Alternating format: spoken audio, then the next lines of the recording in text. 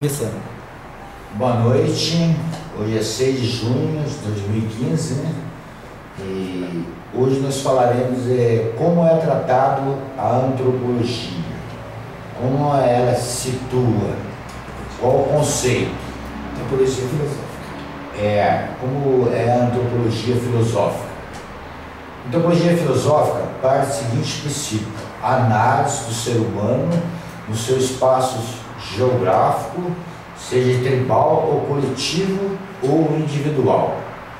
A antropologia ela está isenta, assim, particularmente, das suas vaidades pessoais. Ela não tem um pensamento uniformizado.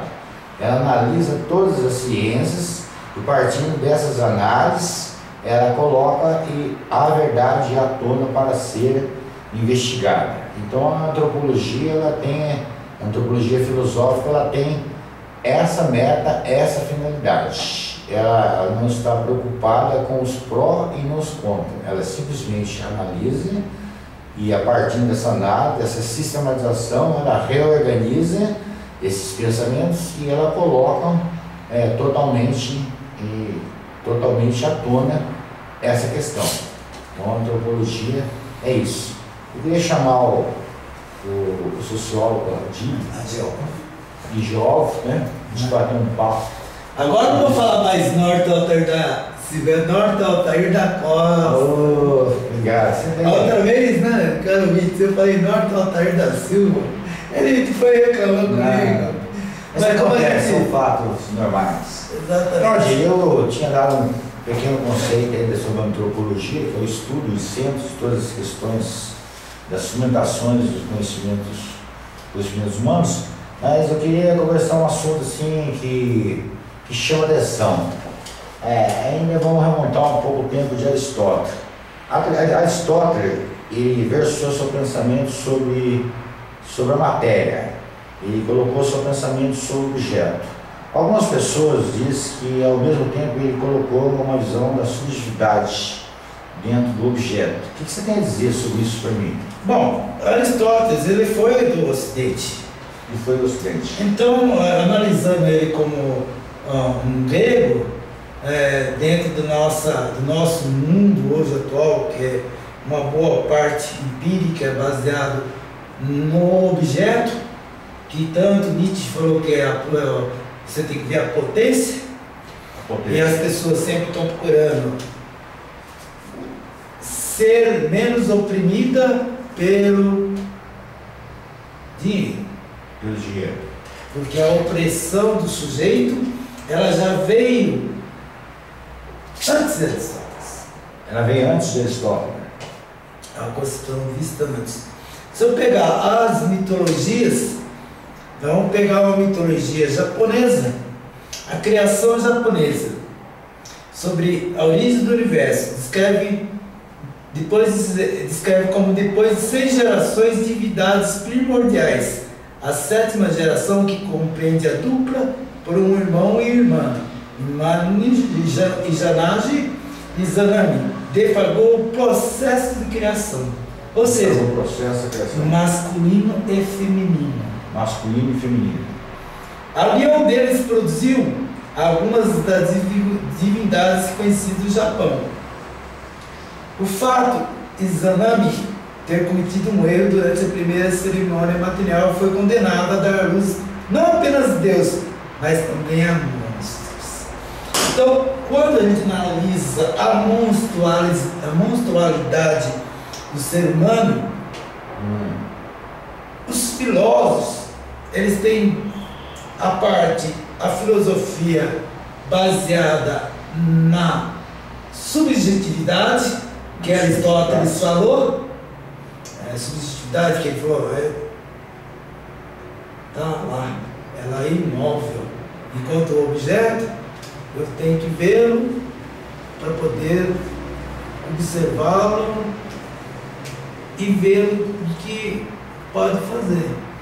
Aí depois veio Platão e falou, na análise dele, que, ora, se eu vejo Platão, certamente o conhecimento é o alimento da alma. caro ouvintes, é a psique. A psique é a mesma coisa que significa alma. Então, alma e psique. E dentro da psique, dentro do ser humano, que ela é racional e ao mesmo tempo irracional.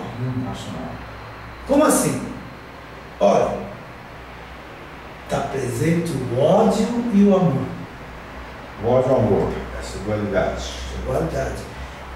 Vamos começar lá no tempo. Como é que é um processo de formação de uma parte de um pensamento coletivo inconsciente? Quais as oportunidades que cada povo teve em desbravar e ser dominador? Aí entra o pensamento de Eric Fromm. Acho que nós vamos deixar mais. Eric Fromm, que veio depois, analisou Marx e Freud. E vamos lá, começando. Eu, no mundo todo antes, segundo Malthus, o homem tem que parar o crescimento para ter um melhoramento de qualidade de vida. O Adam Smith, ele falou assim, a riqueza, você tem que ter uma distribuição de renda melhor, onde o ser humano ele vai buscar o objeto para satisfazer um dia, ele não vai precisar mais ser dominado e poder ter lazer mais, não ser autômato, como é que fala, depois vai comentar. Nesse processo, vamos lá, você é uma pessoa, certo? Sim, você é um objeto ou uma substância? Eu sou uma substância. Mas ao mesmo tempo eu estou te vendo como objeto? Você pode me ver como objeto, conforme o ângulo da observação sua. Então você pode ser um objeto escravo? Não, mas conforme a concepção do outro, sim. Então, você pode ser um homem livre? Depende da concepção do outro, não. Depende de quem? Depende de mim. Então a liberdade está onde? Está comigo. Está a liberdade de ir e a liberdade de para. Eu tenho a liberdade de ir e de para. Mas como é que você não consegue? Eu consigo pelo estado de consciência que eu me encontro. Ou o indivíduo se encontra. E como é que ele consegue, não consegue ir para frente? Ele não consegue porque ele acha que a liberdade nunca está com ele, né? Está com o outro. Então, no início, quando a gente falou de autarquia, que um indivíduo ele está preso a umas ações psíquicas e também a ação do meio ambiente. Do meio ambiente. Que Baruch, você falou muito bem. Que Baruch. Ele falou assim, está ausente, né? Como é que é? Ausente? Está ausente da questão que relaciona entre tem em cima e tem embaixo. É embaixo. E Pascoal, ele falou assim, o homem geômetra, ele não enxerga. Porque ele vê muita coisa e não vai. E o homem da finura, ele vê uma pouca coisa, ele consegue ir para frente. Então, aí a liberdade está. A liberdade está. Aí que Pascoal acertou. Pascoal acertou. Que a liberdade, na hora que ele está livre, e que Voltaire combateu ele, exato, achando que ele era cristão, ele não pensou mas voltando lá para o passado, desculpa.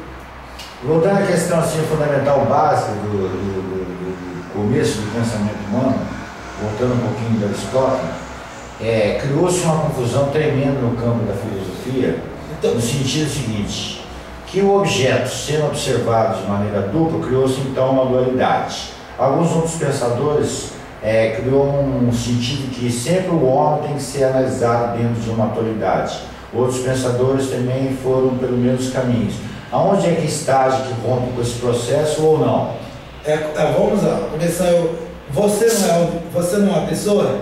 Eu sou uma pessoa. Então você não tem um objeto para te satisfazer? Eu tenho um objeto para me satisfazer. Então você não tem a água que agora você vai tomar? É, eu tomo uma água, relaxar. Relaxar. Essa água, que beleza, né? Muito gostosa. Muito boa essa água, né? Boa. Então, você tem tudo dentro do ambiente junto com a sua família. Eu tenho tudo com o ambiente com a minha família. Exato. Aí de repente veio alguém e fala assim, eu quero isso aí. E aí? Como é que você fica com ele? Fica uma situação muito... Eu vou ter que tomar atitudes. Qual é a atitude que você vai tomar? A história demonstra sempre que os homens tomam as atitudes baseadas nos seus sentimentos. Qual é o sentimento que ele tem? Em determinadas circunstâncias, esse sentimento pode ser do desamor ou do ódio. Do amor e do ódio. Então o ser humano ele já tem... então dentro dele o ódio e o amor? Ele tem uma dualidade de sentimentos, que assume proporções e peculiaridade de acordo com as circunstâncias ambientais. Então ele pode jogar o amor transcendental? Ele pode jogar o amor da forma que se encara, tanto transcendental como individual, mas existe essa dualidade. Então ele pode ser jogado no racional? Pode jogar no racional ou no irracional? No racional. O medo, o ódio e o amor é irracional ou racional?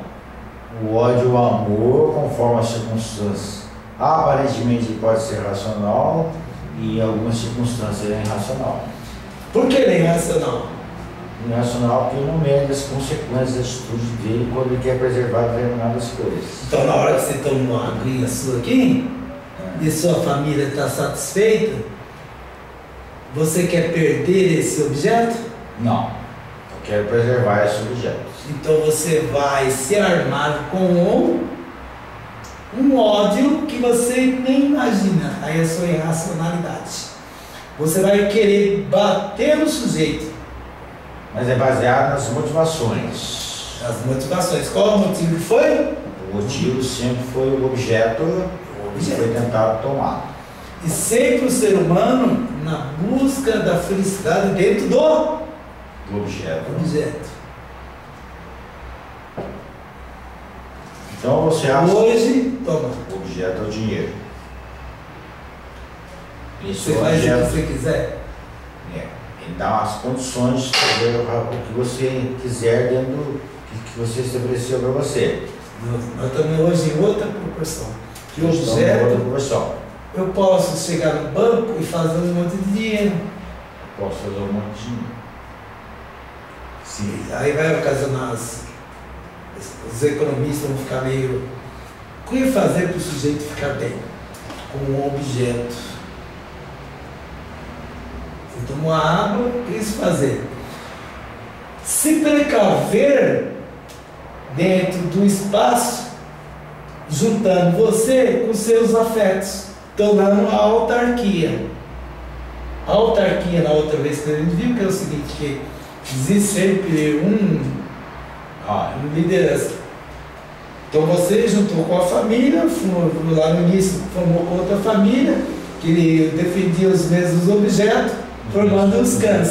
Formando os primeiros clãs. Então, sempre no objeto. Olha só. Sempre no objeto. O amor existia? Eu diria que tinha algumas motivações e tinham objetos. Então a mulher dele é objeto? O amor da mulher dele aparentemente poderia ser também objeto. Mas pode ser amor?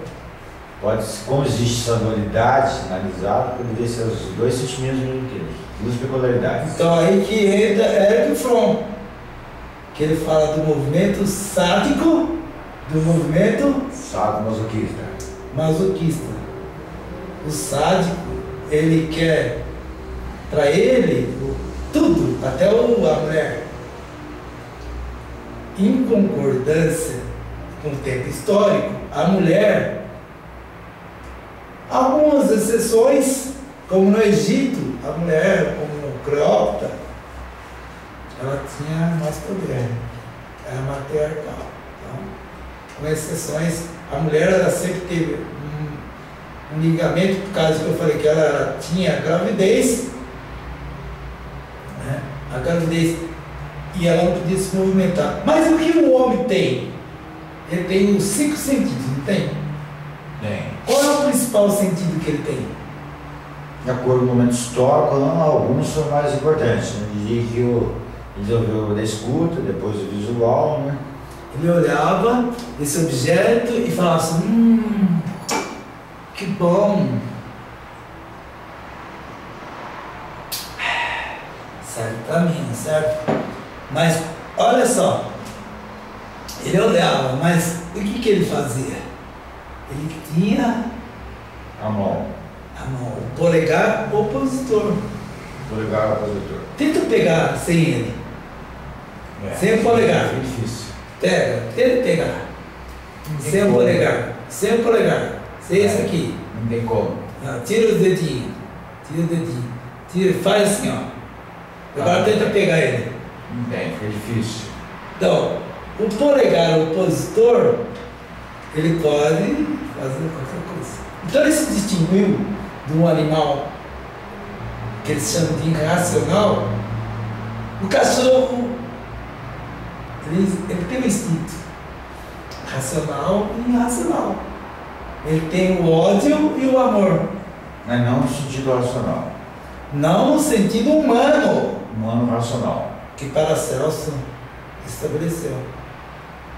Que é outro tipo de filosofia que poucas pessoas conhecem. Os filósofos, a partir de um certo período, vou colocar a partir como Pascal veio, depois Descartes que ele colocou precisar de método para poder não ficar só nos mitos, acreditar nos mágicos e nas mitologias. Ele falou assim, ó, eu não quero saber de mágica, eu não quero saber de... O pessoal fala de Descartes, mas eu falo Descartes justamente porque é o seguinte, o brasileiro, a academia brasileira, várias universidades exigem que se fale, que defenda uma tese em inglês. Vários países da Europa e outros países não precisam disso. Isso faz com que o brasileiro, na hora que ele fala, eu vou falar de Erich Fromm, mas se escreve Erich Fromm. Erich Fromm é normal, mas as pessoas que se fazem de doutores acham que deve se falar Erich Fromm, porque dá um ar de majestade, de autarquia. Então hoje não há mais, botando um pouquinho, não há mais dentro da autarquia, não há mais doutorado, mestrado e PhD, porque o cara tem que perder 4 anos. Se tem, aí que entra o seguinte, eu não tenho a vocação de buscar o objeto com a minha própria vontade? Essa não é a sua própria vontade? Sim. Gera dúvida. E Descartes foi o primeiro a fazer a dúvida. Interessante. É só uma observação, nós vamos chegar na René Descartes. Pela sua observação, então, se fundamenta que o ser humano, no seu processo de desenvolvimento histórico, ele teve uma dualidade de sentimentos entre o ódio e o amor. E baseado nesses determinados sentimentos, formou-se cães. E determinados cães foram formando, então, possivelmente futuros estados. Tribos, então, né? Tribos. Que aí apareceu o rei. Você diria, então, para mim, que o ódio prevaleceu mais sobre a substância do amor devido ao objeto? Até hoje sim.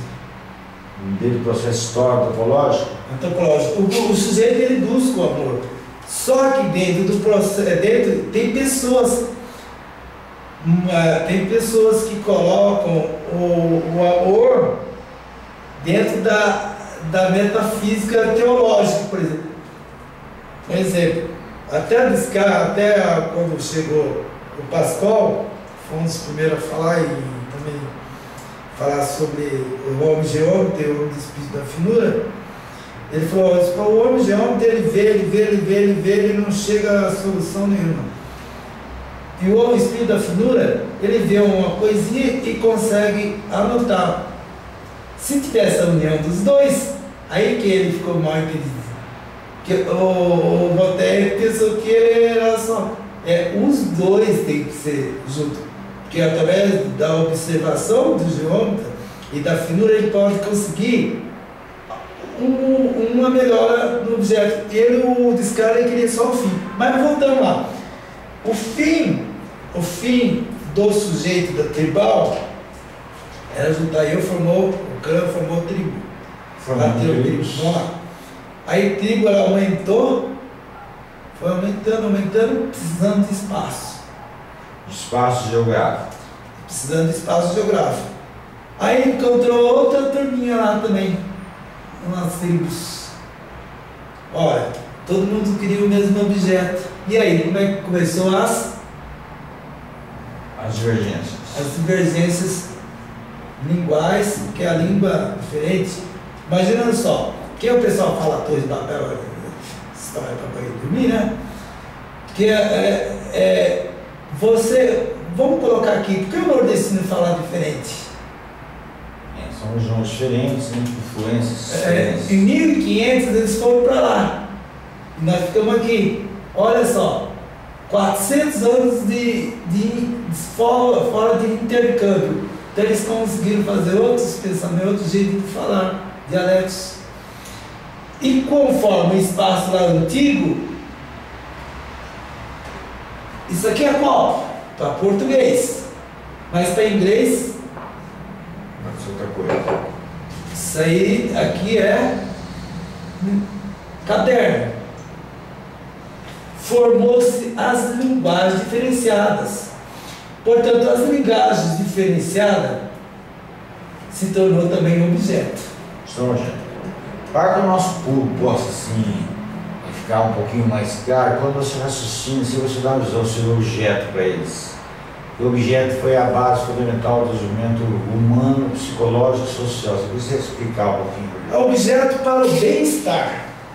Né? Quando o objeto serve para mim, olha, se eu pego 100 reais hoje, se eu tenho 1.000 reais, se é uma boa distribuição no país, eu posso ter uma sociedade mais feliz ou menos feliz.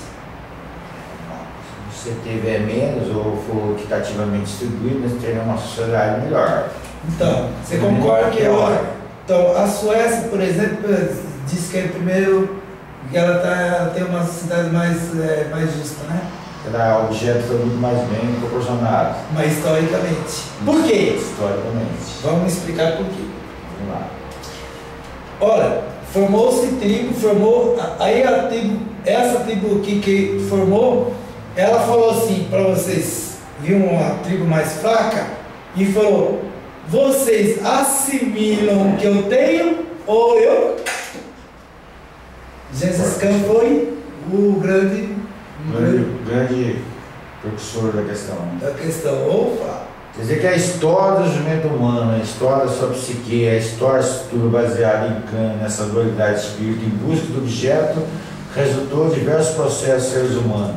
E qual o mais delicado que se encontra no atual momento ou não? É o ódio e o amor ainda. O ódio e o amor ainda. Tem predominado, mesmo com as conquistas materiais. Mesmo com as conquistas materiais tem. Essa dualidade não foi resolvida.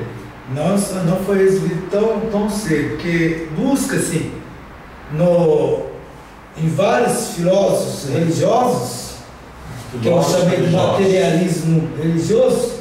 Na outra entrevista sua você enfatizou bem. O materialismo religioso, os teólogos acham que não são teólogos. Você vai pegar Santo Agostinho, né? Se for pegar aí Santo Agostinho, ele vai nos solóquios dele. Eu vou fazer aqui para você, falar uma coisa aqui. O amor pelas coisas corporais e externas. Então, o amor pelo objeto corporal e externo, certo? Mulher, homem. E aí ele pensa que ele tem ele deu o princípio de alteridade. E a alteridade é, eu conheço a ti mesmo. Como é que eu vou conhecer a mim? Eu tenho que perguntar a mim, a eu, né? A eu, como é que eu posso pensar na minha psique. A sua psique. A minha psique. Eu vou perguntar para você, dentro da sua própria mente, Não notas com alguns olhos os corpos saudáveis se ofuscam?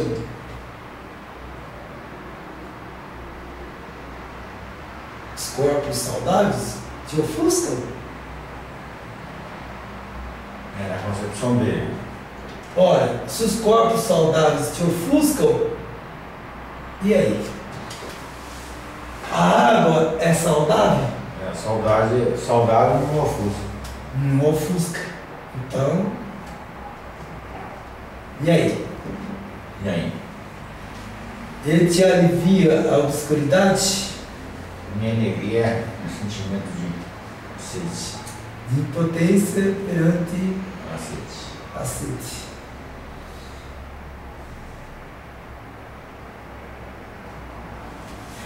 Aí na outra parte ele fala assim: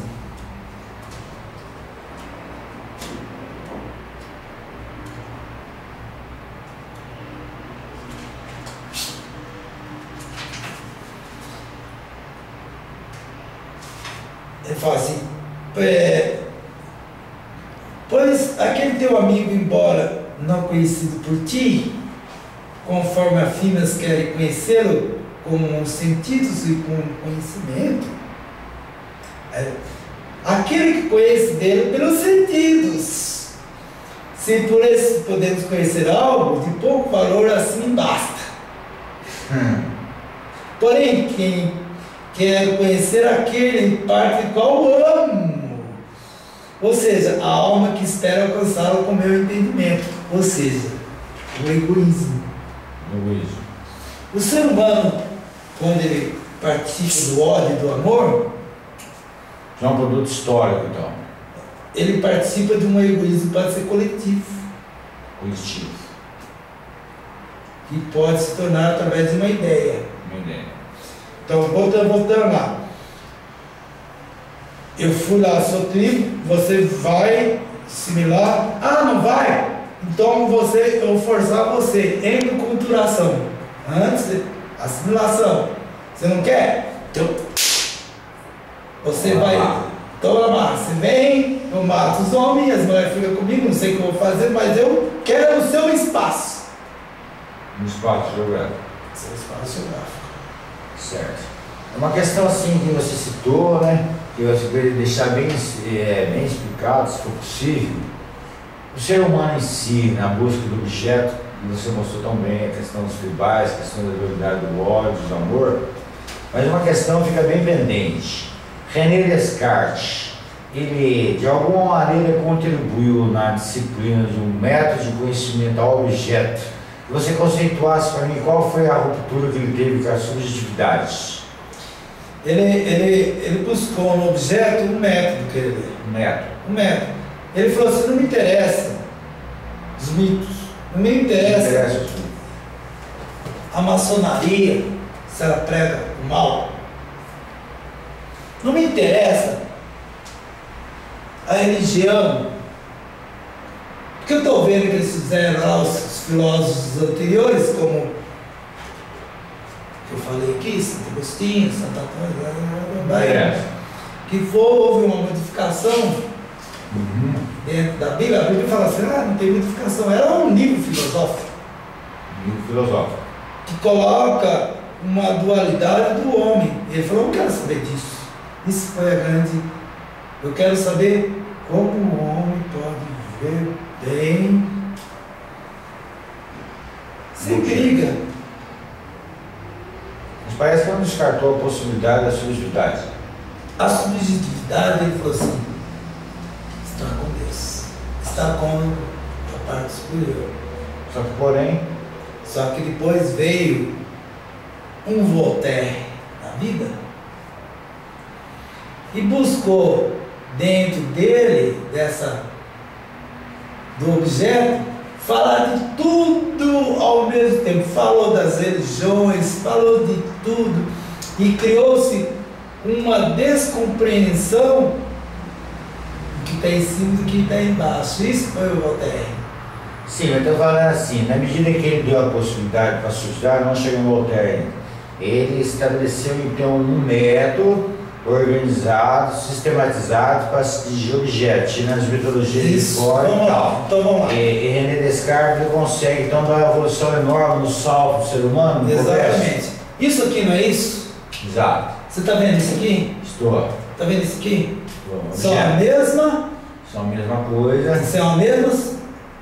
Tem a mesma substância, tem a mesma essência. Tem a mesma Tem o mesmo. Aqui tem princípio. Aí depende do observador. Então eu vou buscar o princípio dessa. Eu preciso de método. Porque se eu for buscar nos teólogos, não iria conseguir. No mundo lá não ia conseguir. Porque só eles tinham a capacidade, os magos, é que fazia a ciência para eles. Então o Descartes ele constituiu uma metodologia para se atingir os objetivos da matéria. Mas não descartou a possibilidade das causas. Ele iniciou-se uma metodologia ao progresso. Exato, só que aí veio Voltaire depois, mais tarde Auguste Comte. E qual os pais se beneficiaram com essa metodologia dele? Então voltando isso aí, como é uma questão de materialismo religioso, que a briga ficou entre materialismo religioso e materialismo científico. Descartes falou assim, não, eu quero saber a ciência. Aí alguns filósofos falam que nasceu, a filosofia moderna nasceu de Descartes. Não, Descartes, aí não, a filosofia, alguns falaram, Voltaire, é tudo uma consequência de pessoas, por isso que a antropologia não quer analisar factual, como factual. Comte, como a escolástica. Dizendo assim, ao formular uma concepção de sistematização do pensamento, ele abriu uma projeção para o conhecimento de forma diferente. Científica. Vê o princípio, quais as bases e quais são aqueles que beneficiaram disso. Então, o princípio disso aqui eu não quero saber, eu quero saber o que eu posso fazer com esse objeto, uma coisa para o benefício do ser humano. Isso ele foi muito bem claro. Para o benefício do ser humano. Aí o Pascoal falou assim, olha, aí o Voltaire criticou o Pascoal, ele não entendeu o Pascoal, porque o Pascoal era místico, ele queria colocar ele como cristão, ele tanto fala como Cristo, ele fala diferente de como Cristo. Então o Pascoal inventou a primeira máquina de calcular. Então é inegável que o Pascal sabia dessa projeção do objeto. Aí ele entrou em discordância com o Descartes, porque ele falou assim, ó, você vai buscar o objeto, tudo bem, vai satisfazer o ser humano vai buscar o objeto, vai se tornar objeto. E o amor?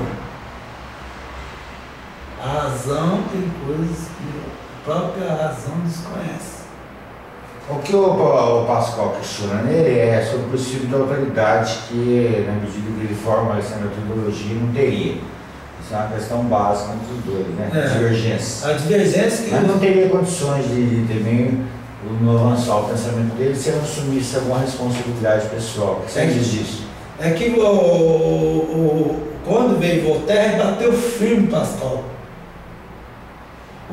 Detonou o Pascal como detonou todas as religiões dos Quakers, que é o... A França vivia um momento de intolerância muito grande. Você não acha que Voltaire tinha um pouco de razão? Não. O Voltaire ele foi um sátiro, não é? Como todos sádios, bem de sádico. Mas a intolerância era muito grande em Paris, tinha liberdade de pensamento. Então, só que a vaidade dele foi tão grande que ele não queria saber, ele queria saber de entender e questionar a dúvida que o Descartes falou. Descartes falou assim, você tem que duvidar sempre, duvidar, leva ao máximo da dúvida. Portanto, o homem é uma dúvida que tem que ser compreendida através do objeto, na busca do objeto, para um fim que lhe dê amor. Quem sabe? O resto não sei, viu, Pascal? Seu amor é isso aí não, viu, Pascal? Aí foi o que... Todo o progresso humano, todas as coisas, questões materiais do objeto, se deve ao pensamento que René Descartes, e mais uma continuidade, uma série de coisas. O ser humano, o Descartes ele colocou na base de ser. Mas já o Aristóteles, Sócrates, né? Sócrates já colocou a antítese, a síntese. Olha, a tese, a antítese e a síntese. Vem cá, um oposto, esse aqui é eu vou jogar o contrário, esse aqui é o favor, esse aqui é o contrário, eu vou ter uma síntese que é uma verdade nova. Olha, se eu coloco a verdade, então tem que ter um princípio de um sim e de um não, né? Tem que ter o ódio e o amor. Então, sempre segue o ser humano, dado o ponto de vista biológico, uma dualidade, né? Sentimentos, o ódio e o amor pelo processo clínico, pelo esse tal, pelo esse método. Descartes foi evoluindo, e aí? Então, voltando agora para o homem lá. Criou seus estados, suas organizações. Voltando, então, vamos botar então a tribo, falou, venha ou você veio para mim, eu pego o seu espaço. Entre culturação. Ou eles foram lá e falaram assim, ó, você vem comigo, eu te dou as bases da minha sabedoria, porque a busca do conhecimento do objeto sempre teve método. A questão é, só que o método não tinha uma sequência quantitativa, qualitativa, observação, aí que Descartes entra. Entra com o método mais avançado. O método é mais avançado. Ele falou, não, você precisa. Aí o Augusto Comte falou, precisa disso para ter ordem e progresso. Aí que o homem. Está falando René Descartes. Esse é Augusto Comte. Sim, é alguns anos mais. Mais um pouquinho, depois veio Voltaire, né, antes, e Augusto Comte. Porque eu não posso ficar na dúvida. Porque a dúvida me leva ao desespero, Augusto Comte. Me leva ao desespero, a minha irracionalidade, eu preciso de um método para ter uma razão, para que eu compreenda o mundo do jeito que eu vejo, para ter ordem e progresso.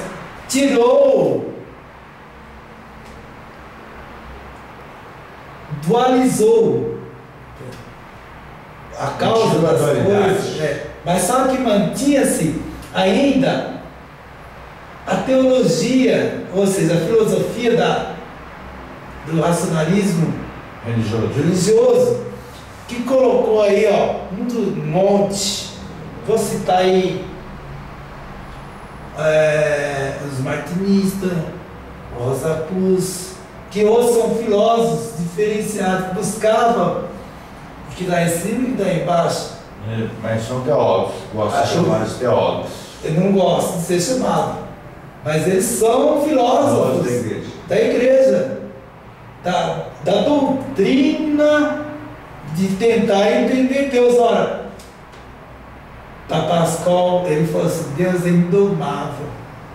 Não existe dogma, mas você vai criar um dogma, o seu Descartes.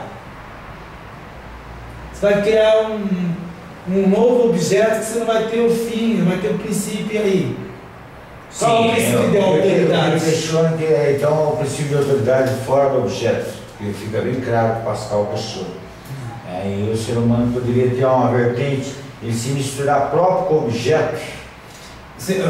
Com amor. Com amor. Só que existiam os teólogos, tanto que o livro Pérez foi queimado. Senão, ele foi os teólogos da igreja até hoje. Você pegar você pegar o Santo Agostinho, pegar aqui o Santo Agostinho quando ele fala da mulher, a verdade da ciência. Bom, aqui embaixo.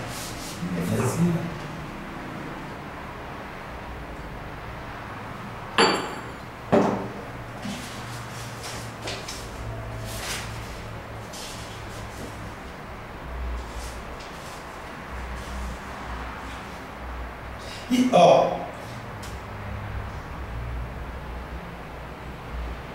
não notas o princípio de autoridade, com ele pensando no inconsciente dele. Não notas como os olhos dos corpos saudáveis ofuscam em retrocesso o reflexo do sol? Buscam alívio da obscuridade? Tu colocas os olhos no que está adiante, mas não pensas no que deseja ver? O que? Se é belo, eu não desejo ver. Na concepção dele, não. Ele só vai ver o belo. Mas examinamos o progresso que pensa ter conquistado. Não deseja possuir com riqueza? Deseja ou não deseja? Desejo. Aí ele responde: não, de agora a minha renúncia é esta. Tenho 33 anos e faz 14 que deixei de desejar essa aula. Ora, ele fez 33 anos e Deixou 14 anos. aí depois dos 33 anos ele resolve que as belezas não podem ser apreciadas.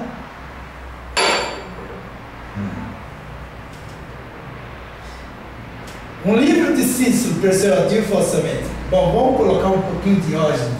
Quando Diógenes ele vivia num latãozão, né? Alexandre o Grande lá, chegou lá. O que queres, Diógenes? Ficou bem na frente assim, dele, ele no latão. Ele falou assim: sai da minha frente que eu quero o sol. Você está atrapalhando o sol que está tomando. Então o princípio da autoridade depende da sua liberdade. E sem sua liberdade. Nesse intervalo que você falando antropologicamente, o ser humano, lógico, está galopando, está se desenvolvendo, formando os estados, formando uma série de coisas, de certos fatores. Você retratou bem a questão da dualidade espírita, da metodologia do conhecimento para Descartes. Agora eu vou tocar um assunto agora mais contemporâneo, diria assim, um pouquinho, na minha visão antropológica, um pouco mais complexo. Erich Fromm diz o seguinte, que a história da humanidade tem sido que os oprimidos sempre têm lutado pela liberdade e quando chega-se ao poder eles repetem os mesmos vícios das autoridades anteriores, ou seja, viram opressores. O que você tem a dizer a respeito disso? Justamente, o que eu falei, não tem tempo, Tem as tribos. não tem, formou estados, formou estados. Ora, se os estados, no princípio de autoridade máxima, como Hitler, olha só, ele falou assim: todas as pessoas querem um bom governante, eu vou dar para eles. Sim, só para ele falar, quando chega lá, Só quando ele chegou lá, ele mudou o discurso muda. Mudou. E eu vejo na atualidade, o discurso mudou? Não, o discurso não mudou. Aonde está? Vamos colocar a Suécia, vamos colocar como exemplo. Os Estados Unidos, você falou de Erich Fromm. Ele era judeu, né? Nasceu em Frankfurt, e com a ascensão do Hitler, ele foi para depois ele foi para os Estados Unidos. 1930. Estados Unidos não estava na guerra. Por que essa busca pela liberdade faz depois o ser humano chega lá e vira tão opressor? É uma pergunta chave. Então, a liberdade está junto com o grupo de uma autoridade dentro de um país. Exato. Então, eu, na hora que eu falei do micro e do macro, do trabalhador bem, sem ter desigualdade, ele tem uma melhor compreensão de que pode viver na sociedade hoje, ele pode viver melhor. Hoje o Brasil tem uma grande desigualdade, por isso que é um dos países mais violentos, mata mais que o Iraque. O pessoal fala de Iraque, mas quantos morreram esse mês aqui, esse mês, né? Só no Rio de Janeiro, segundo os dados estatísticos, esse ano foi 370 fuzilados. 370 em um ano. 370 mil. E no Iraque morreram 57 mil. Porra. Quem que fez isso? Há uma desproporção, né, da distribuição de objeto, né? Mas quem que está com o objeto no Brasil? Quem está com o objeto são os opressores. E quem que é esses opressores? Eu deixo para você responder. Começou, vamos voltar lá de novo para assim, daqui a pouco eu volto nesse assunto, porque é uma parte da antropologia brasileira. Zweig, ele tentou colocar, o Getúlio colocou o país no futuro, Zweig, que ele tentou fazer uma antropologia psicológica, mas foi obrigado pelo Getúlio Vargas a fazer isso. Mas o Erich Fromm fez uma análise dos Estados Unidos. Ora, os Estados Unidos não tinham guerra. Então quando ele entrou na guerra, ele não foi afetado do seu parque industrial. E não foi afetado do seu parque industrial. Então, olha, pensando lá no antigo, quando duas tribos se brigam, tem uma outra tribo que não tem. Ela manda um espião para ver como é que está aquela turminha lá. Eles estão brigando. Então como é que pode dominar essa turminha? Então eles começam a pensar, não é afetado pela briga entre os dois, daqui a pouco ele inventa uma tecnologia maior, um jeito maior, vê o estudo, o meio ambiente, né? E vai lá e ataca os dois, faz os dois. Sim, né? Estados Unidos. Então, os Estados Unidos estavam libertos, não tinha nada. A Suécia também não estava, desde o seu início lá. Em outro contexto. Já desde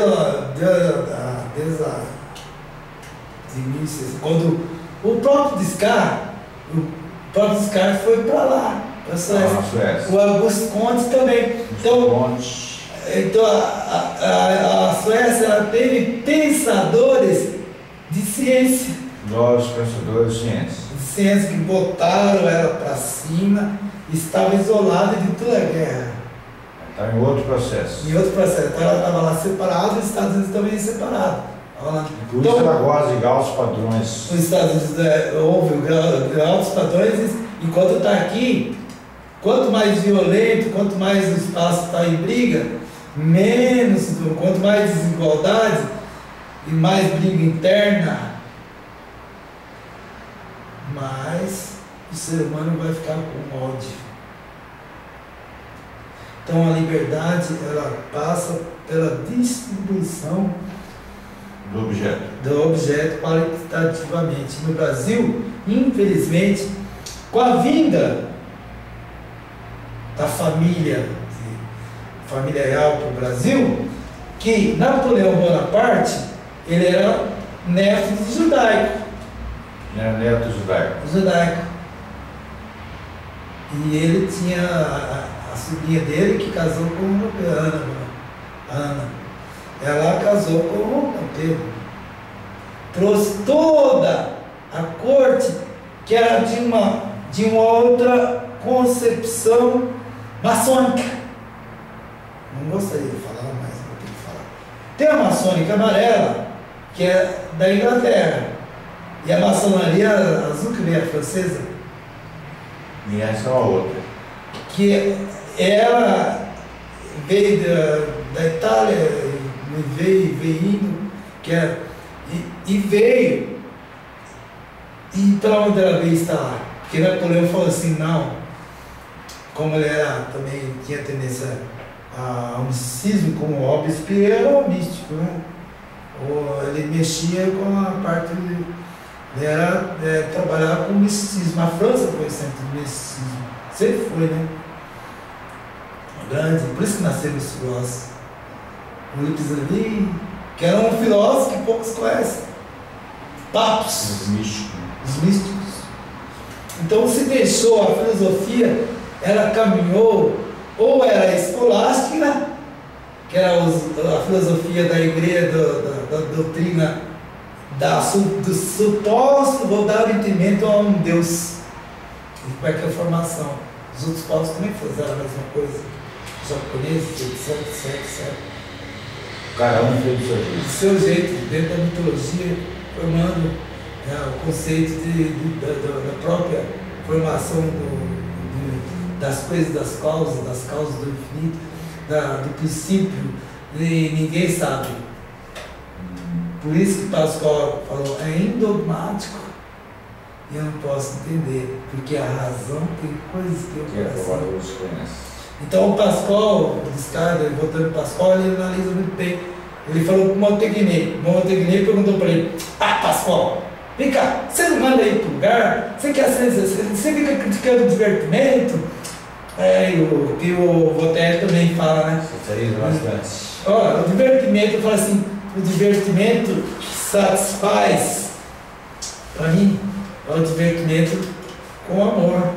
Não é o divertimento sadomasoquismo, que é que forma.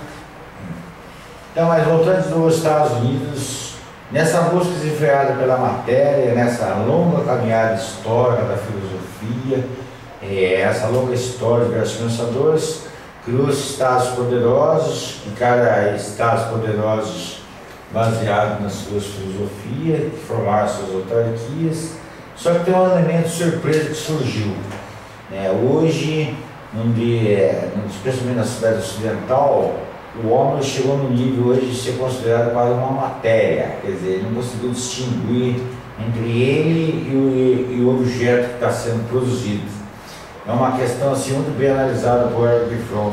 Eu vi que tem ciência com um comentário, assim, dessa uma análise, por exemplo, dos meios de produção dos Estados Unidos, que é o mais rico, ou seja, europeu.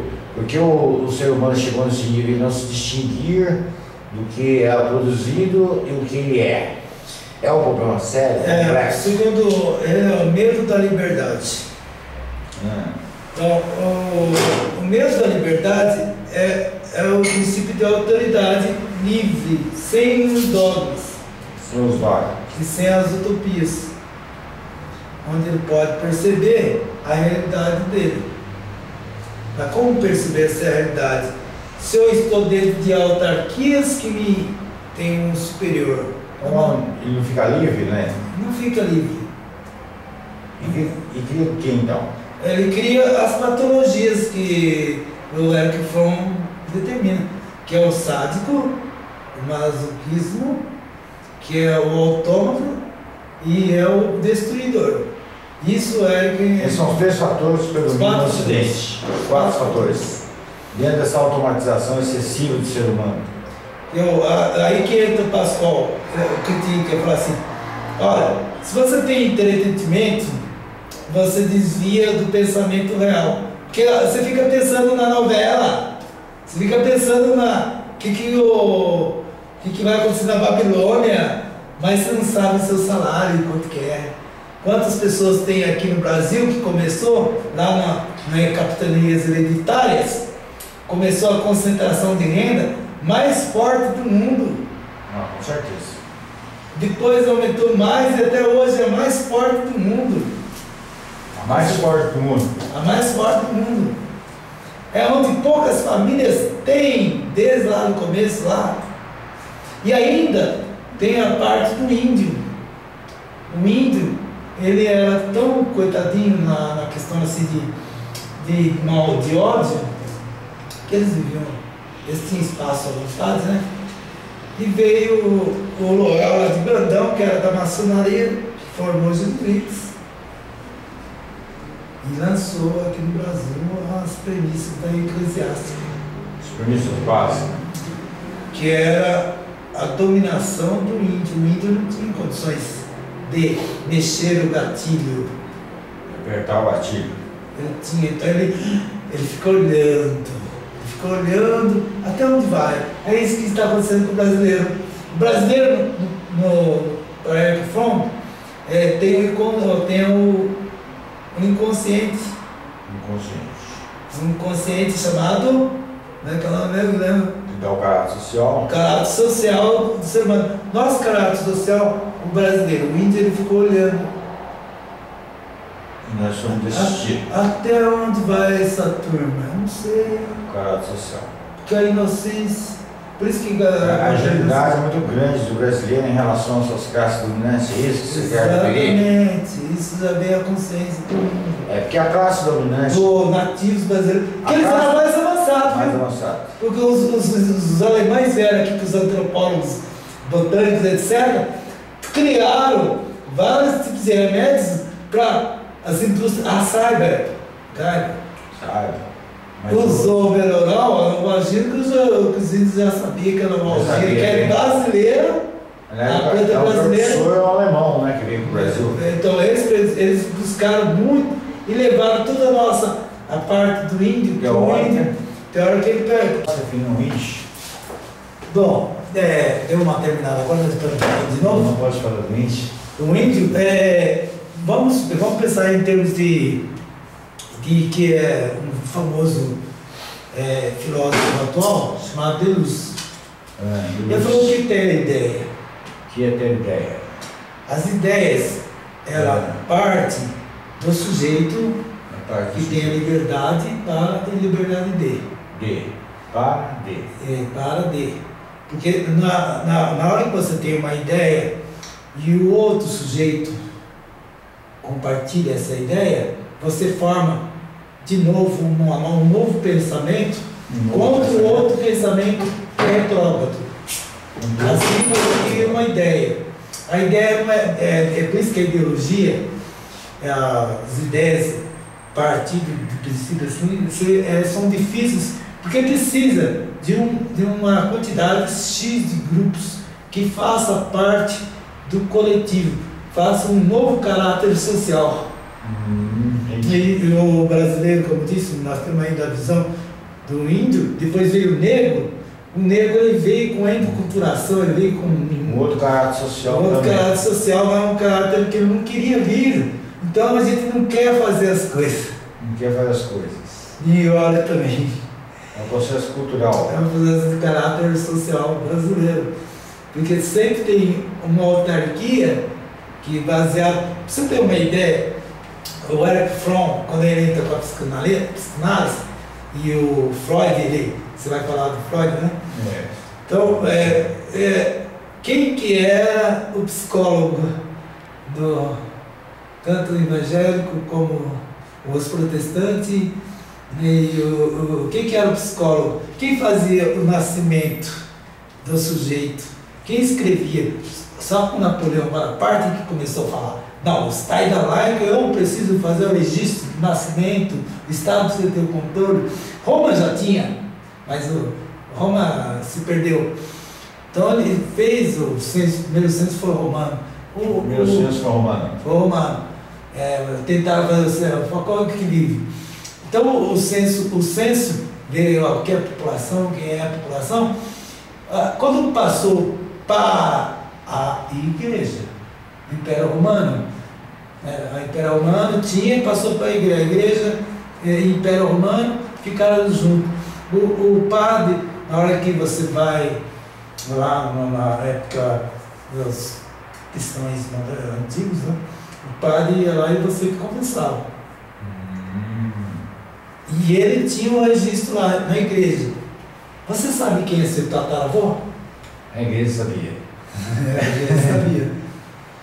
Você sabe quem era seu tataravô? A igreja sabia. Você sabe a sua família de onde você veio? Sempre o poder da igreja. Então, o descargo falou assim: não quero saber disso. Não quer saber disso. E aí veio Freud, né? Você pode falar bem dele. Bom, eu ia fazer uma pergunta para você, mas parece que você já deu uma introdução boa à medida que você falou de luz.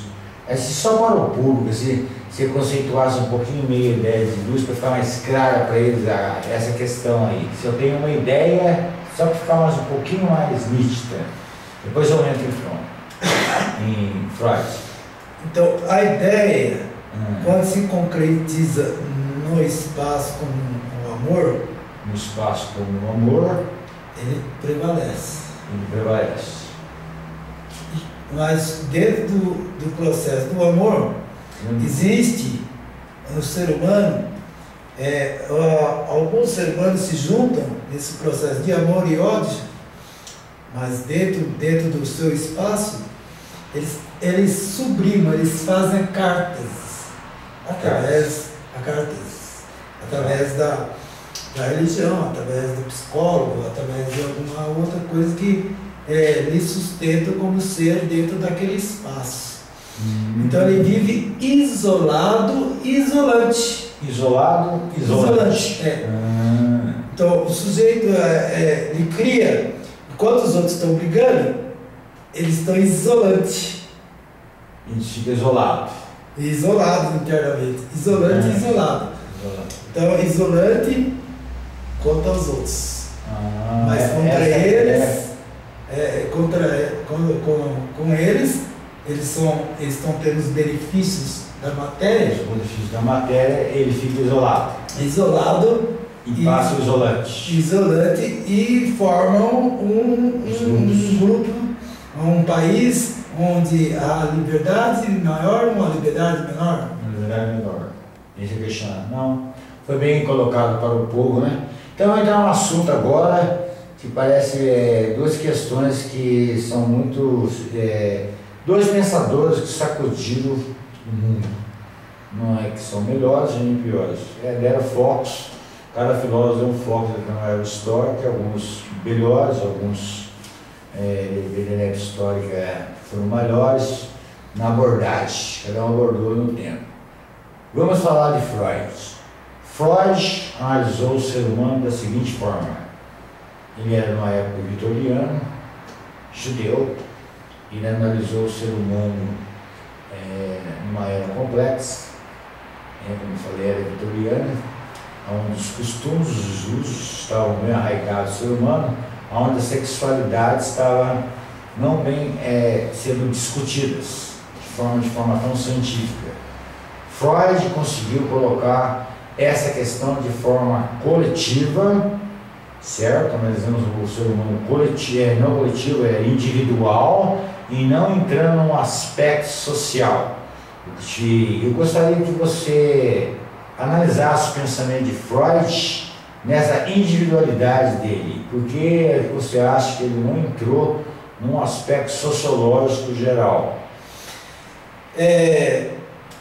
Você tem, vamos pegar uma situação onde ele analisou o complexo de Édipo. Você tem uma mãe boa? Te cria bem? Cria. Não fica bom? Fica bom. Você não tem um pai que te cria bem? Com amor? Com certeza. Não vai te ficar bem? Ficaria. E quando ao atrapalha o seu desenvolvimento, nesse processo, na época vitoriana, onde não se podia falar que a mulher era um ser pensante, ela podia ter sua sexualidade, porque ela tinha um complexo de que não poderia desenvolver seu lado sublime de sexo. Certo. Porque as anteriores eram patriarcal. Então ele bateu no patriarcal numa época vitoriana, que é a época patriarcal. Até hoje tem patriarcal. Né? Você não acha que as questões de Diana estavam regendo uma época? Na concepção freudiana, o complexo de Édipo seria um indivíduo que não consegue ter um processo de libertação em torno da sua mãe, ele não teria um ser humano independente, criaria neurose profunda. O que você acha disso? Eric Fromm foi o contrário. Eric Fromm foi o contrário? Foi o contrário. Que o processo, o ser humano, ele já nasce com a visão, ele vai percebendo as ações e afeições, as atitudes de uma sociedade. Um índio é diferente, um nativo é diferente, um hindu é diferente. Ele analisou mais a cultura ocidental. Analisando a cultura ocidental, ele analisou 3 aspectos, que é o id, o inconsciente tem. O id, o sujeito, a substância. Tem o id, tem o superego e o ego. O id é aquele aquilo onde você quer fazer todo prazer. É o id. Todo prazer animal. Todo prazer de sentidos e de melhorias que foi rompido pelas dogmatizações. Que o homem lá anterior ele podia até fazer. Não tinha complexo de edipiano de mãe e filho. Em certas tribos, o filho, em certas Brasil, principalmente os caeté brasileiros, o filho nasce, são de todos.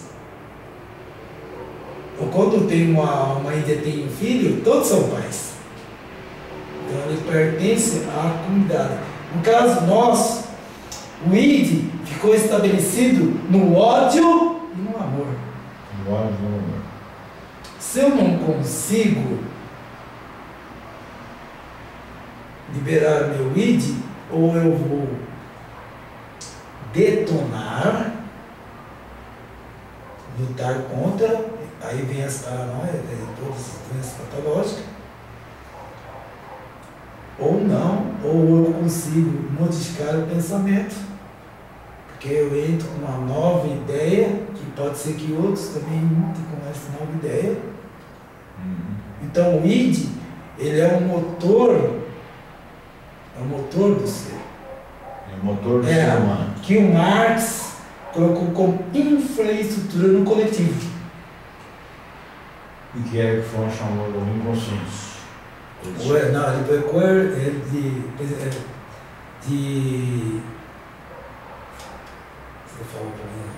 de coesão social. Coesão social. Então, contra a coesão social, aí o id, agora quando a tendência do ser humano é buscar o ego, a satisfação dele como sujeito de ir da liberdade à liberdade dele. Mas você não acha, por exemplo, que Freud acertou, desculpa a interrupção. Não, agora vamos tentar entender a superestrutura. O ego é a liberdade de e a liberdade para. De e para. Quando a ideia é boa, ele se sente feliz. Quando a ideia é boa, ele se sente feliz. Que envolve a superestrutura, que as autarquias, que têm os seus contratos estabelecidos na ética e na moral. Na ética e na moral. E na ética vitoriana, a base, não se podia falar que a mulher tinha prazer. Então o complexo de ético, de buscar a mãe, ele errou o Freud. Eu tinha que analisar o pai também. Analisar o pai. Ele analisou o pai. Ele analisou o pai como o pai, depois na segunda instância, que procura os ideais morais, etc. Que é a superestrutura. Embora assim, Sigmund Freud, O superego, desculpa, o superego. Superestrutura do humano. Freud, você não acha que, óbvio que é o núcleo central da doutrina psicanalística, os conceitos formados cientificamente, não era baseado somente no complexo de Édipo, é um dos quesitos dele. Mas você não acha que ele acertou na medida seguinte, que o ser humano, para entrar num processo cultural de desenvolvimento humano, ele tinha que ter tido uma repreensão sexual, sem a qual o homem não tinha entrado na cultura? O que você acha disso? Mas ele fez a carta. Ele mostrou para a sociedade a realidade. A verdade, que já permeava os conceitos dos filósofos religiosos e dos filósofos que vieram paternalista, que só... Você já viu alguma filósofa no medieval? Não. Você não tem alguma filósofa no medieval? Não. A sociedade sempre foi baseada em conceitos patriarcais. Então, você já viu alguma filósofa? Então, só após Freud... Só após Freud? Freud é que começou a aparecer as grandes mulheres que pensavam. Apesar que os quakers, as mulheres também podiam falar. Tá? Mas você concorda então que o processo da civilização começou no dia que se reprimiu o homem sexualmente, tirou ele do estágio primitivo para ele poder entrar no processo cultural? Ele precisou que ele fala do superego. O superego, em demasia, não faz o sujeito para frente. Aí entra o que você está falando. Que precisou das igrejas, precisou da moral para poder frear o id. E criar a cultura. A cultura já veio. A cultura ela é um processo de ódio que eu falei, ódio e amor. A cultura, ele veio mostrar que o sexo é bom. Não é o sexo da mãe do complexo de Édipo. Há um questionamento a respeito de Freud, especialmente de Erich Fromm, quando ele diz que Freud não analisa o homem dentro do caráter social, se pega dentro de uma individualidade, e que o Marx, de alguma maneira, conseguiu analisar essa problemática dentro de uma coletividade, vendo o homem num aspecto social, o homem como um ser social. Você concorda com essa teoria do Erich Fromm? O Erich Fromm, ele, como ele vivia nos Estados Unidos, depois foi para o México, viu que ele estava com muita liberdade no México, nos Estados Unidos foi para o México e foi para Zurique, Suíça. Antes ele era marxista, dentro em Frankfurt era marxista. Ele ficou dentro ele foi aluno de um advogado que estudou com Freud, então ele teve tudo na teoria. Então ele buscou a coesão social, pensamento na racionalização social no inconsciente coletivo, que ele fez junto com o irmão do Max Weber. Exato. Então o Max Weber, o irmão dele, Weber, ele fez uma tese de freudiana, né? E que buscou na coesão do pensamento social que o ser humano ele necessita de mais liberdade. Para ter liberdade é necessário amor.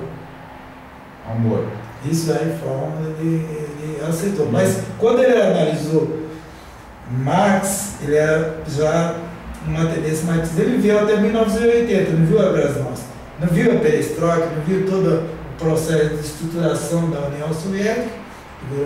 Então ele não poderia ter naquela base. Se ele tivesse vivido hoje, ele teria uma nova concepção, porque ele era dinâmico nessa na parte da liberdade dele e liberdade do Papa. E para ele fez essa comparação, porque o Marx, ele pegou e falou assim, não, o Freud, a questão não é personal, a questão é coletiva. Existe a infraestrutura que é oprimida e não tem o contato com o objeto. Não tem o contato com o objeto. Porque eles não têm os meios de produção. Portanto, ele não pode ter o ego dele livre, porque a superestrutura, que é onde tem o objeto, não deixam ele sobressair. Os dois caminharam diferenciadamente. Onde ficaria o id do ponto de vista de Marx? De Marx é na infraestrutura. Social. Onde ficava na estrutura social. Onde ficaria o consciente coletivo? No inconsciente coletivo, aí que entra o inconsciente coletivo, ele já parte do princípio em que o sujeito ele tem razão, mas ele não enxerga. Aí que entra Erich Fromm, que fala do sujeito sado, masoquista e autônomo e destruidor. Então, o id, ele é masoquista. Mídia é masoquista. Sadomasoquista. Sadomasoquista. Seria a subestrutura. É masoquista. Porque ele sofre. E a superestrutura é o sádico. O sádico. E tem embaixo da estrutura seria o maso. O maso. Para Marx, o sádico é a superestrutura. Então, dentro de Marx, a dicotomia só seria superada de que forma? Só através das ideias. As ideias. Deleuze coloca aí, né? As ideias. Porque é muito difícil ter ideias, porque precisa ter afeições para ter uma nova autarquia onde as pessoas possam se sentir livres. Como eu falei que é isolado, isolante, né? É muito difícil. Isolante, as sociedades ela buscam, como o Eric Fromm fala aqui, o homem está hoje em dia mais facilitado, mais fascinado pela possibilidade de comprar mais coisas. Exatamente. Coisas melhores, acima de tudo coisas novas. Está sedento de consumo. O ato de comprar e consumir converteu-se numa finalidade compulsiva e irracional, porque é um fim em si, e em pouca relação com o uso e o prazer. Aqui está de novo aí, né? Isolado, isolante. Isolante. Você tem uma ideia de como é que o John Lennon lá vendeu as coisas dele, né? E tinha um monte de coisa lá e falou assim, por que serve tudo isso pra mim lá? E pegou 2 milhões. Eu não estou me lembrando da história, mais ou menos, né? Mas eu acho interessante. O Eric Fromm diz a seguinte coisa, que paradoxalmente, tanto a ideologia, a ciência, todas as formas de pensamento criadas de formas novas, não sei se vai de conta o pensamento que se disse de Deleuze, filósofo, Deleuze, que acaba de nascer, já se incorpora novas ideologias, incorpora grupos, que começa a burocratizá-las, surgem líderes e de alguma maneira vai oprimir o povo. Como sair dessa paradoxação? Olha, O que é difícil? Anteriormente, lá na época primitiva, o homem tinha pouco ouro, né? Tinha pouco ouro. Tinha pouco ouro. O que resta para ele sempre resta por homem? A esperança. A esperança. É um atributo maravilhoso da natureza humana. A esperança de um dia alcançar. Mas como hoje, o dinheiro está na mão de poucos. Está na mão de poucos. Então a esperança pode se um dia mudar. Aí que ter uma ideia para essa esperança poder melhorar, para assim, uma reforma, melhorar, fazer um humanismo melhor. Ele era na época que falava socialismo humanista, né? Porque ele era mas hoje ele tem 80, né? Vamos tentar jogar aí. Não. Como o capital, agora eu vou botar lá um pouquinho, como é que o capital, se está na mão de poucos, no Brasil exageradamente, é um assunto que fora concluído, antropologicamente. Exageradamente, porque já veio da oligarquia, porque a autarquia, ela na democracia, se ela formar oligarquia, governo de poucos, mas que mandam muito, e não ser de muitos. Os Estados Unidos teve várias.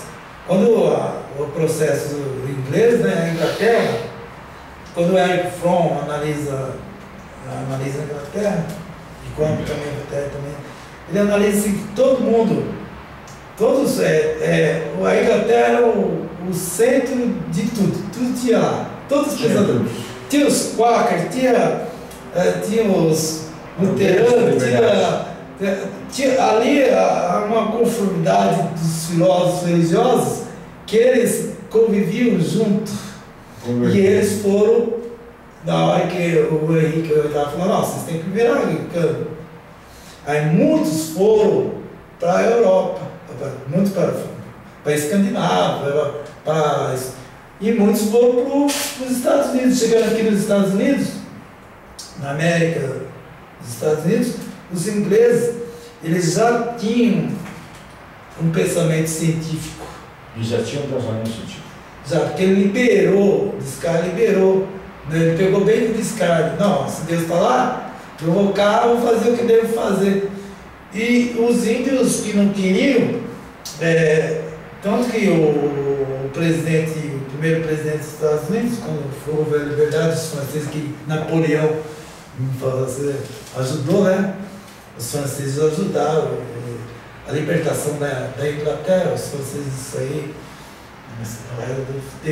ajudaram os Estados Unidos, mas dentro dos Estados Unidos, eles buscaram na sua coesão social, seu pensamento inconsciente coletivo. Ele começou a analisar da seguinte forma. Aí veio o primeiro presidente,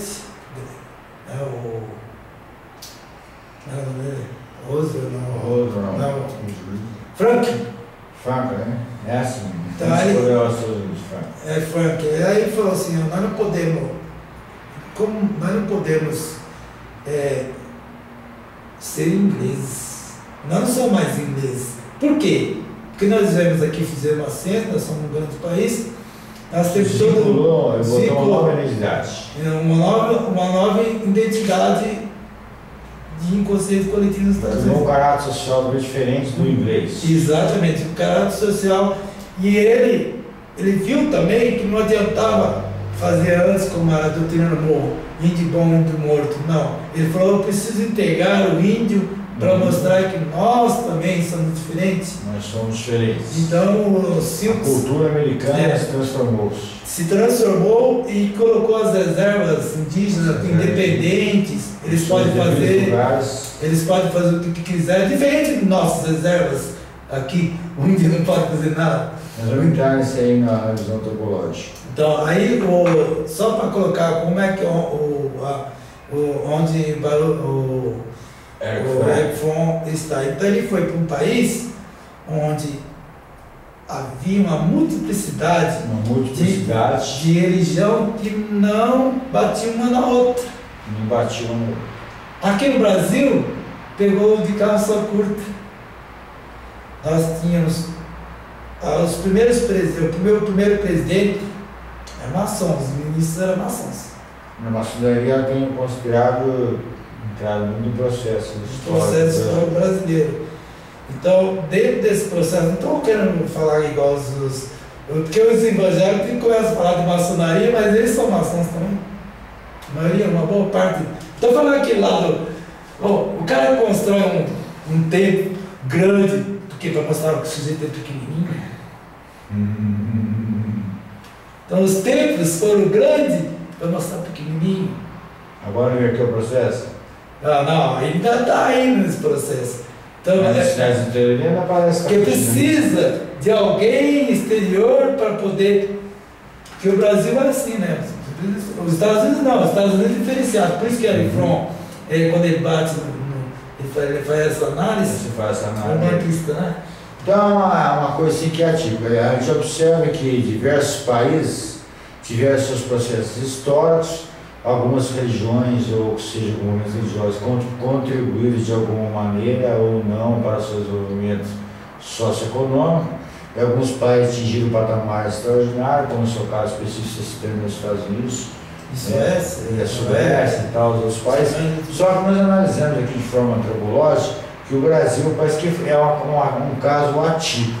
Nós temos uma classe autarca, uma elite dominante, que ela se julga a parte do Brasil, ou seja, como se existisse dois Brasil, o povo, que ela acha que não pertence ao povo, e ela pessoalmente dono do aparelho geral dessa autarquia do Estado. Qual é antropologicamente dizendo assim, como pode chegar nesse nível, nesse estágio?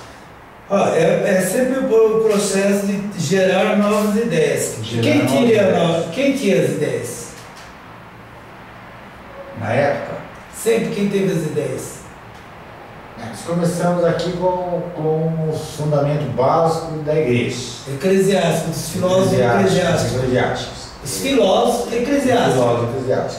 Eles gostam de teólogos. Não, nós somos filósofos. Não tem nada de teologia, não. São filósofos. Filósofos que ele vai determinar como é que é. Vamos analisar então. Analisar como eu fosse o princípio de Deus.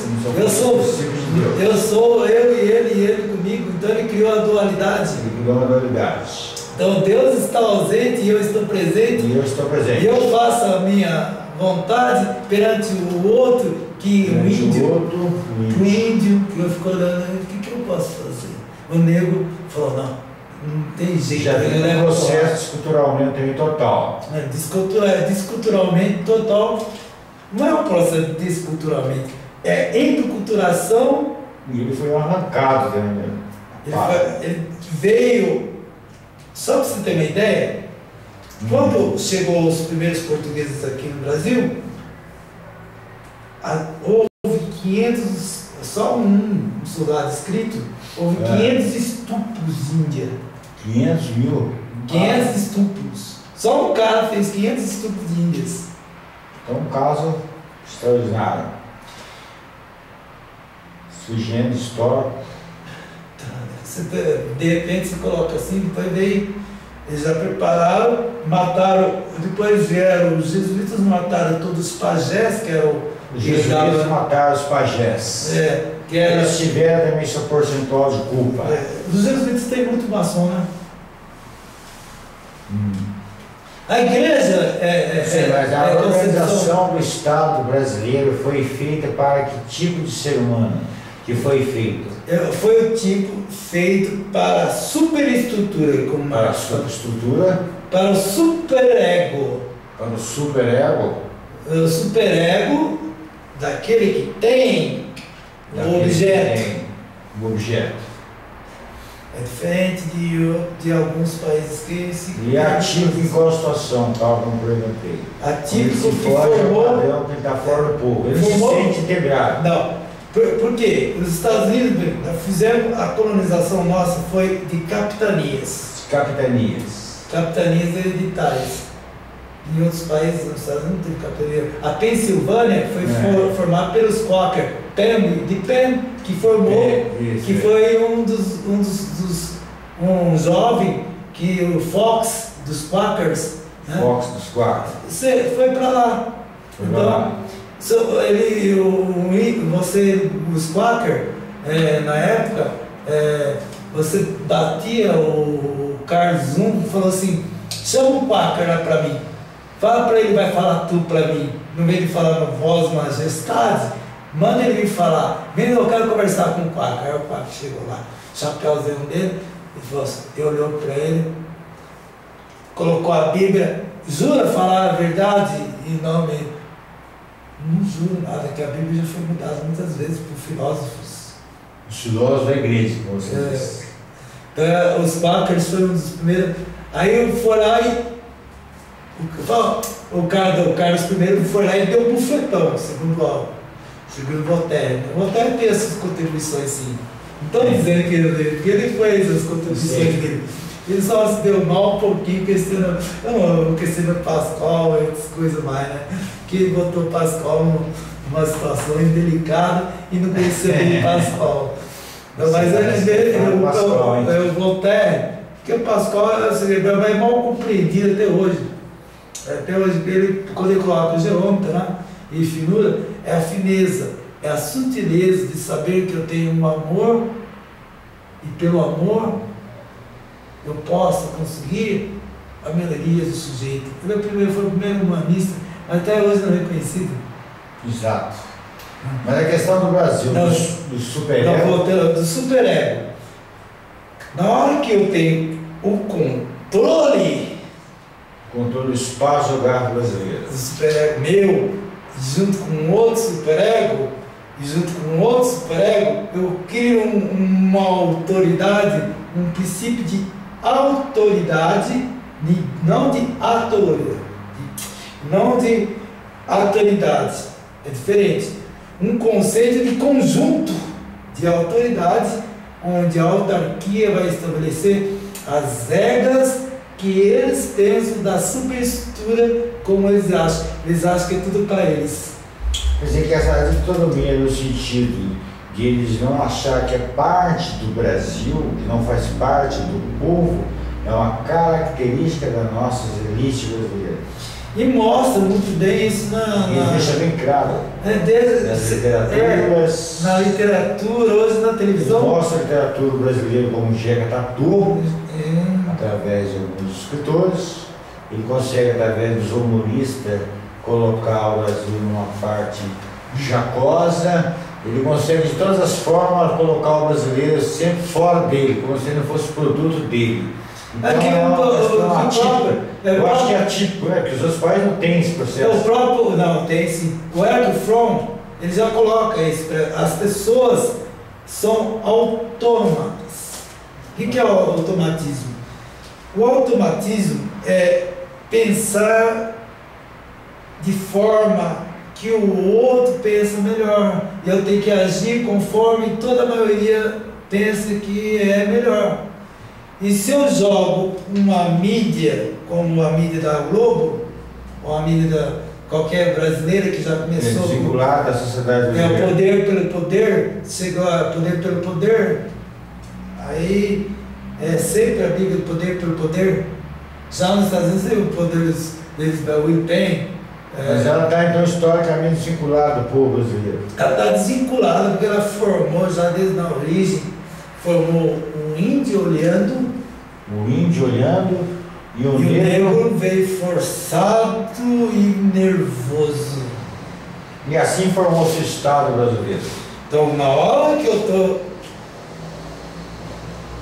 É uma coisa esquisita que o brasileiro sente. Ele sente... Não parte. Ele fica assim. E na hora que ele parte com tudo. E sem objetividade. Sem objetividade. Aí é fácil a superestrutura controlar. É fácil. Que ele mostra na televisãozinha, ele mostra no filme, mostra hoje está aparecendo Moisés completamente feio, mostra assim, como é que funciona para Eric Fromm o automatismo? Estou falando aqui da guerra do Afeganistão. A questão do petróleo é importante porque o petróleo serve para a nossa melhoria de qualidade de vida e, portanto, nós não podemos ficar sem o petróleo. No Brasil fala assim, no Iraque teve uma guerra, essa guerra houve uma matança de 30 e 35 mil, teve alguma explicação? Não, é isso. Não, notícia por notícia. É, notícia por notícia. Aí o que é essa notícia? Aí depois vem, aí eu vou colocar um sujeito aqui, aí vem vamos falar de futebol. Já muda o esquema. Já muda o esquema. Segundo consta aí, nós temos 14 famílias que dominam o espectro político brasileiro na visão antropológica. As 14 famílias já vêm de uma herança que você diz aí, histórica. Ela parece que não está querendo mudança significativa. Tem um filósofo chamado Itza Massaroff, que ele fala o seguinte, a elite, principalmente a elite mundial, e eu coloco a elite, a superestrutura, né? A superestrutura é uma elite que pensa em uma autarquia, que quer comandar o mundo todo, ela sempre esteve atrelada ao Estado. Ela sempre esteve atrelada ao Estado. Olha, para você analisar o Brasil, as famílias, vou pegar aí Camargo Corrêa. Teve alguma outra pessoa que pôde concorrer com ele aqui na época? Até o momento não. Pegar o Votorantim. Também não. Pegar os únicos que eu considero o Abílio Diniz na parte do Extra, que ele fez uma modernização. Uma modernização. Acho que o Santrubel também tentou fazer uma boa modernização, não conseguiu. O da Casa Bahia lá, ele buscou lá, ele fez o próprio processo privatizado. Ele mesmo, com a sua potencialidade, ele buscou no mercado e viu que era possível buscar o dinheiro sem o Estado. Mas a maioria das nossas autarquias, só para você ter ideia, vou colocar um SS aí na frente, novo sorriso. Ele teve uma questão que ele só dá ouro, você já viu, né? O ouro não paga imposto, ele só paga o IEF. O ouro não paga imposto. O IEF só. Ele não dá dinheiro. Durante a República, após a República, houve um processo, segundo o Urbelino, um geógrafo brasileiro, que houve um processo de grilagem. Grilagem. Essa grilagem, o que é a grilagem? O telespectador, eu gostaria de falar para vocês, é o seguinte: eu pego uma caixa, pego um papel assim, ó, e pego um carimbo de um imperador lá de 1600, de um rei lá de 1600, e coloco aqui e coloco uma porção de terra da capitania para mim, tá? Então o que acontece? Esse papel aqui, pego um papel igual da época e coloco numa caixa de sapato, uma caixa grande, cheia de grilo. O grilo mija, fazia xixi,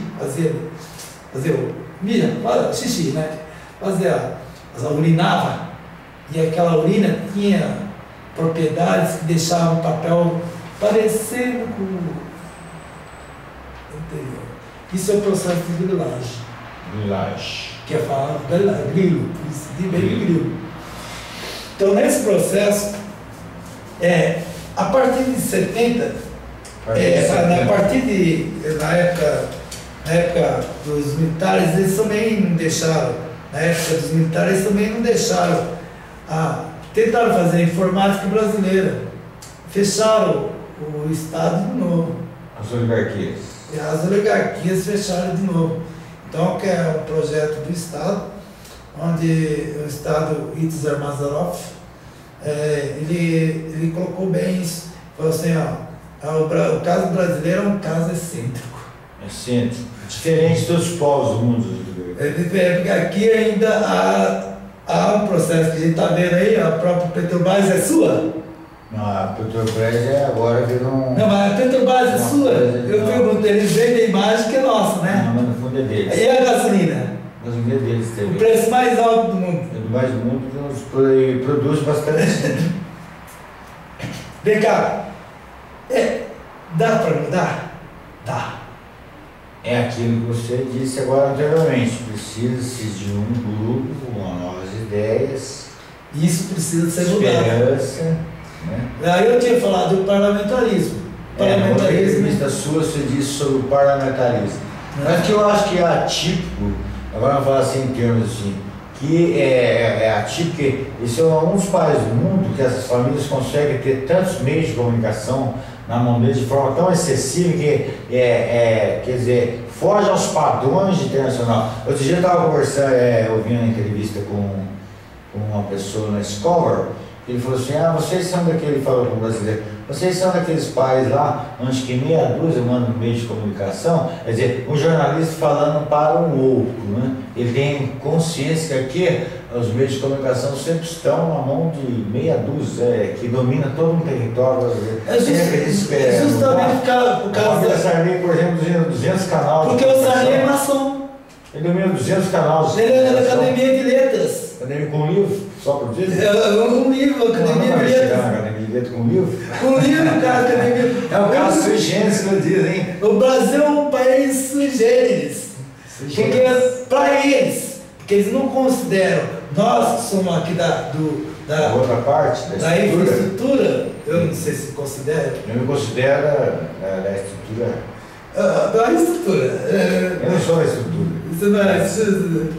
Então, não, é da superestrutura, mas você tem um controle do seu pensar. Eu tenho um controle do meu pensar. Você tem a liberdade de pensar. E a liberdade para fazer o que você quer. Porque você pensa, você não é autômato. Não sou autômato. E você não está sendo imposto. Não estou sendo imposto. Não está sendo destruidor. E você não está sendo sádico. Que é uma característica deles. Porque o sadismo é querer tudo para eles. É o caso deles, porque então estão no processo de Eric Fromm, eles são sádicos. São sádicos. Faz o sadismo com o povo. O povo é masoquista, ele aceita. Que é autômato. É autômato, ele não tem noção nenhuma dessa opressão. Tem a opressão de ver ali Quer dizer, que entra os governos, sai governos, os discursos são os mesmos e tal, mas chega lá as oligarquias simplesmente. É o caso específico que eu não gosto de citar, é o caso específico do PT, mais ou menos que se naufragou também, né, nas águas turbulentas da oligarquia. O Jânio falou, forças ocultas. Forças ocultas são eles. São os 400 de São Paulo, até também. Só que os 400 eles estão na parte econômica, na parte de bancos e de fábricas.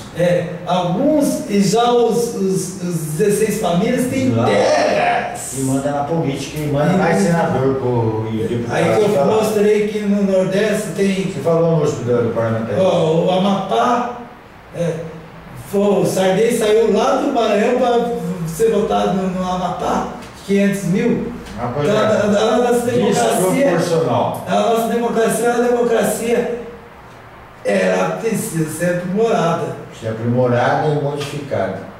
É que negócio, foi descer todos os comentários aqui hoje possível, desde a questão do objeto, dos filósofos, de todas as questões, mas hoje para fechar aqui à noite, eu queria dizer o seguinte, dentro da visão do Erich Fromm, a sociedade, ele falou em 82, eu estou falando na conjuntura atual. Hoje, segundo o levantamento estatístico, é um fato que é deselegante falar, houve 1 milhão de suicídio nesses últimos 5 anos. Gente que não consegue se enquadrar nos padrões vigentes da sociedade de consumo, gerou diversas patologias, dentro da psicose, esquizofrenia, outras loucuras mais. Quer dizer, é um caso atípico, foi muito negado pela mídia que controla as informações. Você diria então que o Erich Fromm tem razão, que na medida que ele não dá um pouco de liberdade do ser humano se asfixia e cria, vai encontrar outros caminhos? Ele vai cair para a destruição e vai para o suicídio, né? Ou vai cair nas patologias aí que a gente conhece, das drogas, para satisfazer o estado momentâneo, do álcool, do consumo. O Brasil, nós estamos tão desgastados, nós estamos tão sofridos, que hoje caria muito bem a música Estou Olhando para Baixo. Que eu não gosto muito, porque ele foi um burguês. Meio um burguesinho aí que imagina só.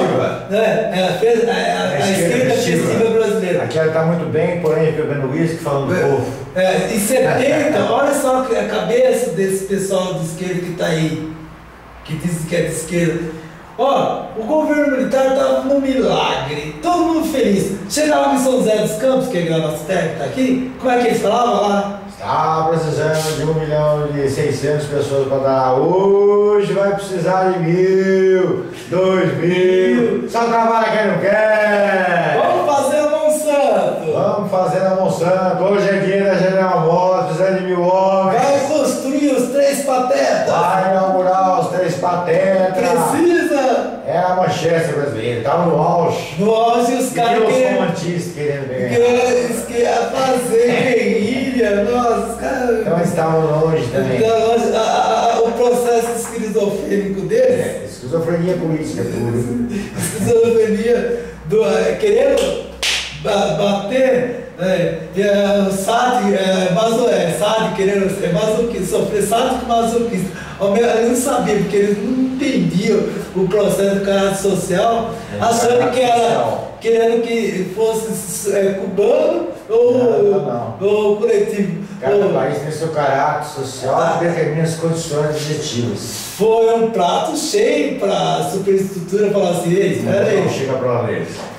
Dizimaram os jovens. Aí o Delfim Neto fala assim, o milagre aconteceu, o bolo, e agora? Ele não gosta da entrevista dele, ele fala do bolo. Eu gostaria de ter uma entrevista com o Delfim Neto e falar onde está o bolo, porque ele sabe onde está o bolo. O bolo sabe que foi para a turma de São Paulo, para as oligarquias de Minas do Nordeste e as oligarquias gerais. E as oligarquias gerais, a estrutura de baixo não recebeu o bolo nenhum, não sei o farelo dela. O farelo muito mal dado. Só para você ter o ovo eles hoje. Estão aí. Estão aí. Ele e por incrível que pareça, foi um dos abscissos do Lula. O Lula podia ter informações para ele tomar o café junto, fizeram uma série de situações. Então, aí que entra o Eric Fromm, que fala do quê? Que os opressores, quando o dia chega ao poder, eles repetem as mesmas opressões, aqueles que tiveram um dia em busca da liberdade. Então, só que no Brasil não acontece isso. Aqui os opressores sempre vão ser opressores, e é quando você vai falar sobre a esperança, que talvez é um fator muito extraordinário, ou um fenômeno. Um fenômeno que você pode participar? É, um fenômeno que você pode participar. Né? Na medida que você toma uma consciência maior da realidade das situações. Que aqui nós somos formados por oligarquias. Nós temos que formar, tem que se formar na ideia, né? Informações, de ideias que possa, essa grande maioria da massa, que fica aí somente na Babilônia, né? Que é na automatização. E nessas estruturas televisivas. Porque esperar da infraestrutura... Não espera da infraestrutura. Porque a classe média, ela está saturada. A classe média é que movimenta. Ela movimenta. Então hoje ela movimenta. Hoje se vê assim, ela tem o bem e ela não pode sair. O cara foi morto lá com dor de...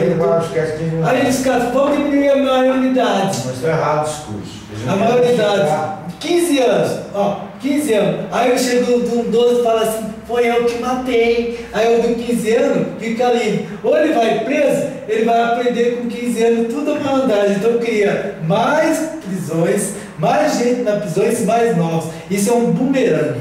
É um bumerangue. E essa discussão toda só vai acalmar os setores da sociedade brasileira, porque eles sabem que no fundo as coisas são muito mais profundas do que existe, né? É mais um paliativo psicológico para manipular a mídia que está fazendo algum trabalho, né? Você tem algumas considerações finais com o nosso público?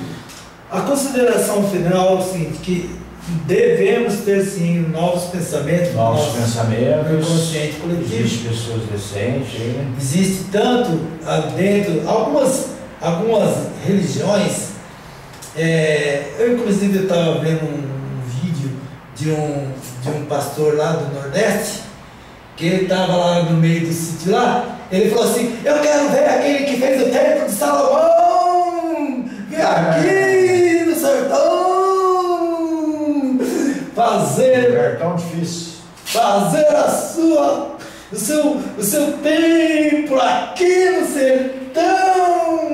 Então, nós temos uma classe religiosa também que deixa um pouco a desejar.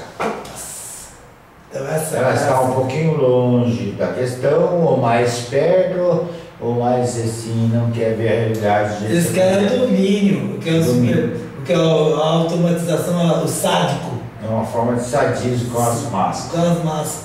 Porque eu te curo. Mas porém você tem que estar presente. Você tem que pertencer ao meu grupo. Ao meu grupo. Você tem que dar o dízimo. Meu grupo. E aqui o teu porém ainda, que não é cobrado os impostos da igreja. Por falar em cobrado, eu vou colocar uma questão aqui no canal da Lula, né? No mundo da expressão, né? No mundo da expressão, nós temos assim, poucos recursos e tais, e se você de alguma maneira puder colaborar com a gente, a conta está aí, né? É só mesmo para levantar as ideias e para nós refletirmos, e nós vemos uma sociedade que ela precisa de alguns dividendos, é só mesmo para divulgar as ideias e tal. Se você colaborar, será bem-vindo. Se não puder também, não tem problema, vale a sua boa intenção, a conta vai estar aí marcada e tal. É diferente um pouco do que dizer. Mais para frente nós vamos. Mais para frente nós estaremos lançando um livro falando sobre a antropologia filosófica, abordando todas essas questões que o João e você também junto. Procurarei de alguma maneira dar assistência nessa questão. Você quer fazer algumas considerações finais? A minha consideração final é pensar como uma pessoa de bem. De bem. Ser humano de bem. Existe muito no Brasil. Existem muitas pessoas de bem. Existem muitas pessoas de bem e gostam de amor. O problema é que ainda elas precisam acordar. Acordar. A infraestrutura, ela precisa pensar mais. Por que será que eu estou assistindo muito televisão? A televisão virou Que é o produto da televisão, que eles mostram a classe rica brigando, classe média brigando. É difícil uma classe. A classe está estabilizada, tem esse nível de briga. E pior, eles mostram pontos de vista negativos, do ódio, do amor, dando a entender para a estrutura de baixo que lá a média está no mesmo conflito dela e que não é real, não é real. Tem sim as suas peculiaridades, divergências, mas não numa proporção tão alarmante como eles estão colocando na televisão. Onde que o objeto, em vez de ser uma coisa assim, de equilíbrio, está mostrando um desequilíbrio total e fácil. O cidadão da estrutura de baixo não quer aquilo, como se aquilo fosse cobra do Satanás. Não. Você está entendendo? Ele está precisando de um objeto. Hoje, esse, do ser do William Shakespeare, ser não é. Hoje é